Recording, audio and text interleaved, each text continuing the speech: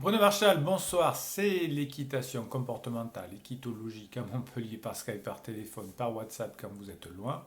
On parle de vos problèmes avec les chevaux et on parle comment les résoudre, non pas de façon au conditionnement opérant, comme dans beaucoup de disciplines qui sont très bien, mais on parle aussi de comportement et de relations de cavalier à cheval, c'est-à-dire de cavalier à cheval, c'est-à-dire qu'on va travailler aussi sur soi.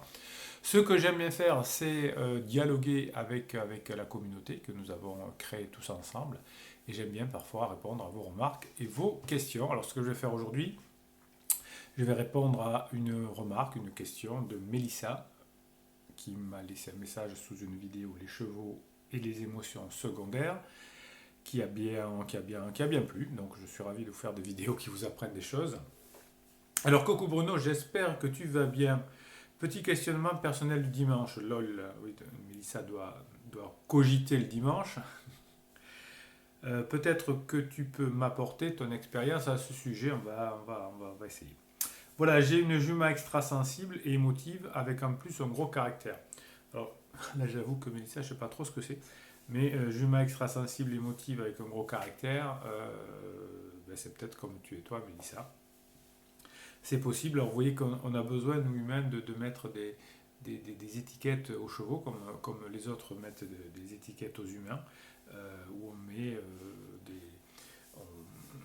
on classe les humains dans des catégories, notamment avec le DSM 4 et 5 aujourd'hui en psychologie, où on dit qu'en fonction d'un certain nombre de critères, on a un caractère, une pathologie ou des choses comme ça.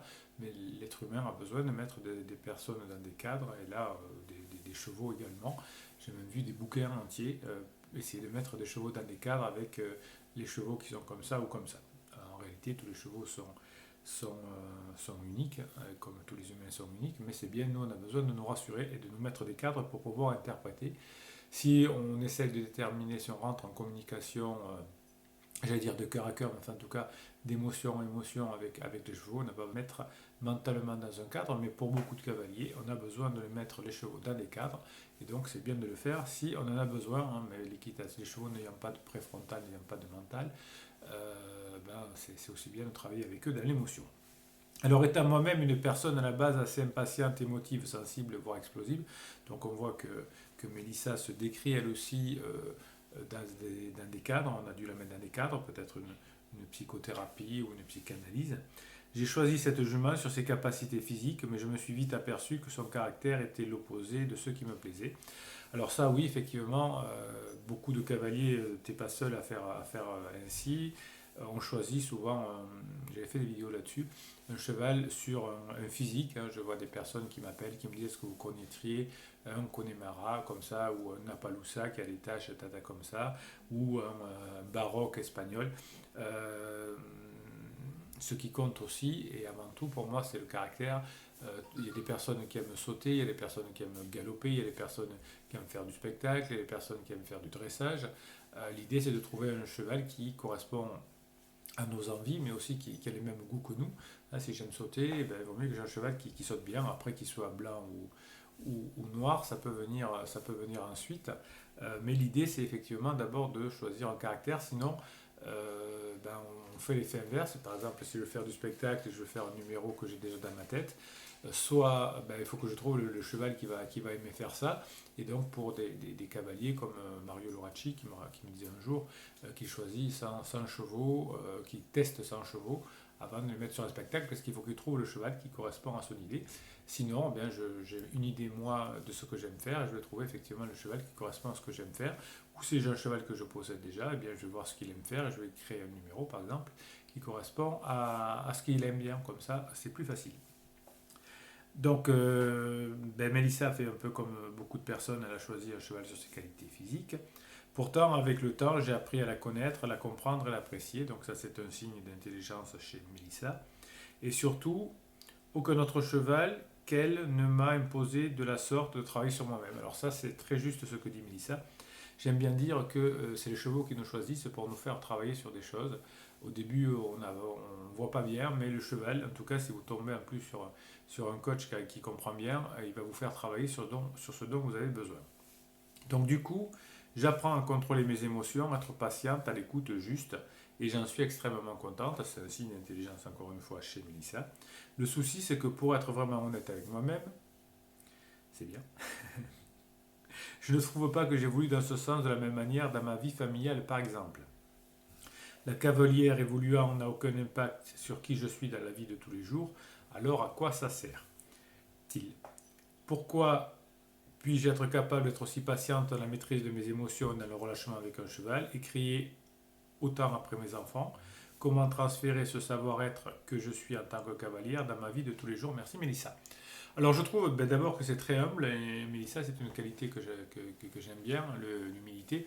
Euh, alors, eh bien, pour transférer, oui, vous avez des méthodes de Swift qui existent et vous avez aussi toutes les méthodes que vous pouvez pratiquer en équitation, l'hypnose, le MDR, la cohérence cardiaque, l'auto-hypnose, les méditations guidées, tous ces outils-là, l'IFT, etc. Eh bien, vous allez pouvoir, si vous avez pu les maîtriser, si vous avez pu maîtriser avec votre cheval, vous allez pouvoir faire des switches. Par exemple, pendant que vous allez faire une auto-hypnose, vous allez vous voir en train d'être patiente avec votre jument, et puis vous allez voir à côté vos enfants, et vous allez transférer, vous allez faire un copier-coller de la même émotion. Vous pouvez enregistrer quand vous êtes avec votre jument, quand tu es avec ta jument, Mélissa, puisque tu me tutoies, tu vas faire un copier, tu vas bien noter cette émotion, cette notion de calme, de patience, et quand tu vas voir tes enfants, tu vas la transférer sur eux. Par rapport aux enfants, à la famille, effectivement, on monte vite dans les tours, simplement parce que on a le regard de votre mari, je suppose, de la société. Hein. Si vous avez un enfant qui est turbulent dans un supermarché, vous avez la société qui vous regarde bizarrement. Et donc on surréagit parfois si on n'est pas assez fort, tandis que parfois quand on travaille avec son cheval, on est seul et donc on n'a pas le jugement des autres. Donc le MDR va vous permettre d'enlever les traumatismes, la cohérence cardiaque de vous saturer en sérotonine par exemple, la respiration holotropique va vous permettre de rendre votre sang plus acide et donc de créer aussi de la dopamine par exemple. Donc toutes ces techniques que vous avez beaucoup sur ces deux parties de chaîne que vous allez pouvoir les utiliser aussi dans votre vie privée. Alors, dans l'équitation, on vient assez franchement maintenant sur des méthodes un peu psychologiques, thérapeutiques. Alors malheureusement, on en reste à la PNL. Vous savez que la PNL, la programmation neurolinguistique, c'est une vieille méthode des années 70 qui a des bons côtés, qui a beaucoup d'erreurs. Hein. C'est une méthode assez ancienne. Mais en équitation, aujourd'hui, les personnes qui se forment sont formées avec la PNL. Et donc, effectivement, par rapport notamment aux neurosciences, on est très en retard dans ce qu'on peut faire et on n'a pas beaucoup de résultats. Mais en revanche, je trouve que c'est très bien que l'équitation, depuis une dizaine d'années, s'intéresse à la PNL. Alors, on voit la visualisation. On avait vu dans le film Japelou, alors c'était bien évidemment, comment dirais-je, surjoué. On voyait les acteurs faire de la méditation, faire de la visualisation positive comme on le faisait dans la PNL pour imaginer quelque chose, voir l'obstacle, etc.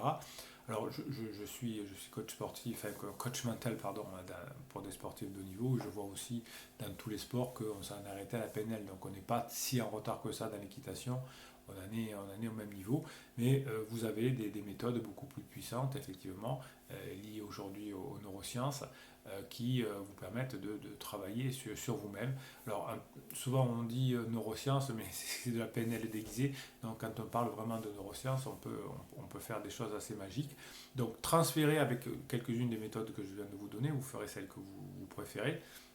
Là, pour moi, c'est l'hypnose la plus puissante, hein, avec le MDR, on va dire, mais pour coupler d'ailleurs hypnose et MDR, pardon, vous allez pouvoir transférer, Mélissa, tout ce que vous savez faire avec l'équitation, tout ce que vous avez appris avec vos enfants. Par exemple, si vous allez faire de la cohérence cardiaque, parce qu'aujourd'hui vous devez faire vos devoirs, vos enfants, ça vous énerve, ou au contraire, comment dirais-je, passer un moment avec eux qui risque d'être tendu parce qu'il faut parler de quelque chose de particulier, eh bien vous allez faire de la cohérence cardiaque par exemple et ça marche très bien.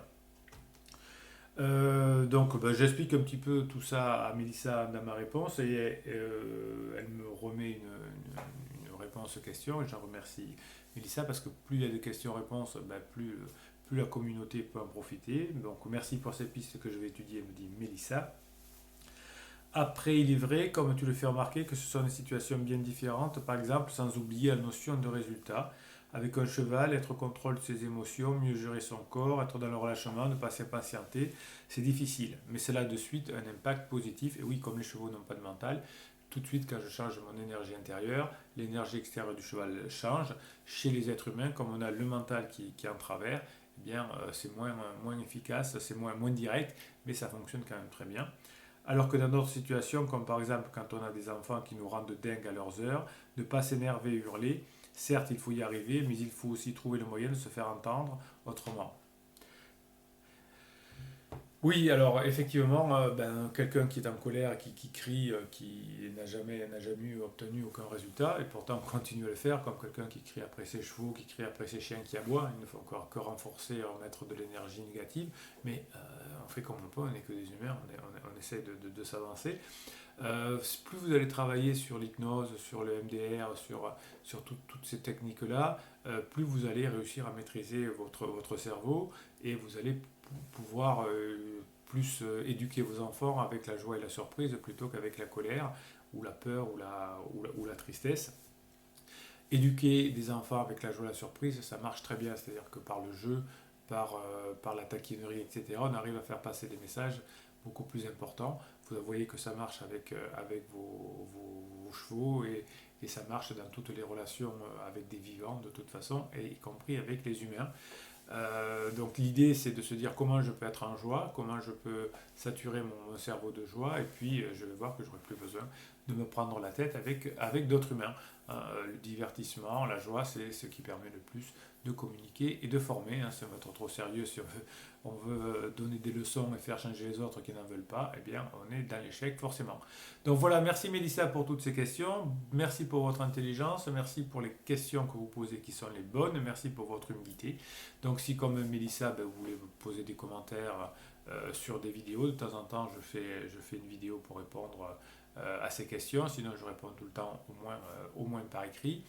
Si vous pensez si vous êtes généreux, si vous pensez que cette vidéo peut éventuellement intéresser quelqu'un d'autre au monde que vous, eh bien mettez un pouce en l'air et YouTube se chargera de proposer cette vidéo à d'autres personnes, des personnes qui ont déjà fait part de leur désir de ce genre d'informations à acquérir. Donc si vous mettez les pouces en l'air, YouTube va le proposer à plein de personnes, YouTube ou la plateforme sur laquelle vous regardez cette vidéo. Et si vous voulez vous faire plaisir, si vous êtes égoïste, vous vous abonnez à cette chaîne car vous aurez des posts qui vous sont réservés presque quotidiennement.